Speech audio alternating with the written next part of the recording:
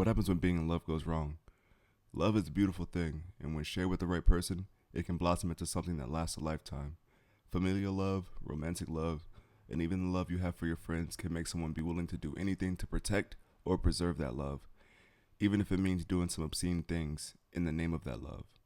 If you like this sort of content or wish to support me on my crusade of getting justice for those who have gone unheard, then please consider subscribing, liking the video, and leaving a comment if you wish.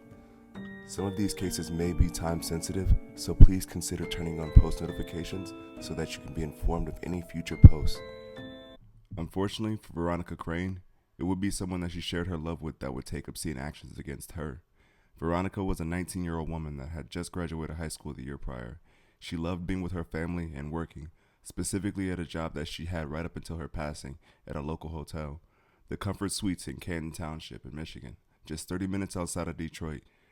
She was described as being a very joyful person that enjoyed brightening other people's days, which was her favorite part of the work she did at the hotel as a front desk clerk.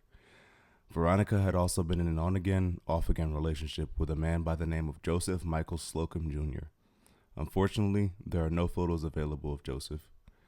The relationship was very rocky, and there were reports of Joseph being physically abusive toward Veronica, oftentimes causing the offs the relationship endured, followed up by begging and pleading for Veronica not to leave him. Begging and pleading she would eventually give in to.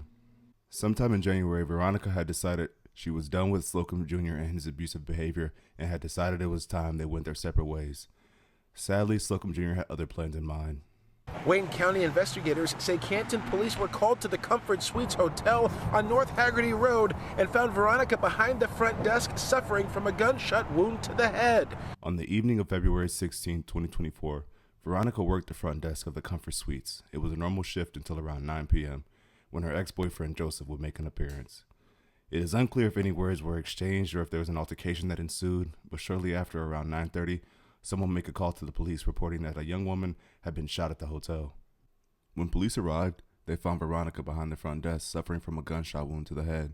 She would be pronounced dead at the scene, and shortly after, a report of an accident involving 2 cars and an individual on foot would come into dispatch. The man on foot would be Slocum Jr.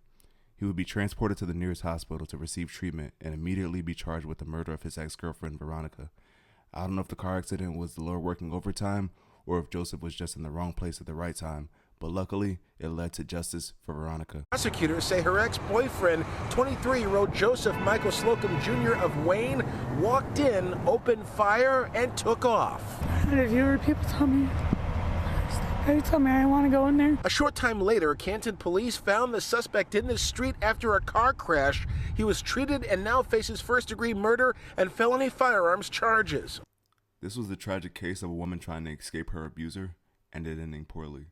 The prosecutor on the case, Kim Worthy, stated that the most dangerous time for a domestic violence victim is when they are trying to leave the relationship. With that in mind, if you or anyone you know is dealing with domestic violence, please reach out to the sources on the screen and know that my prayers are with you. I would also like to send my condolences to Veronica's friends, family, and anyone else affected by her loss.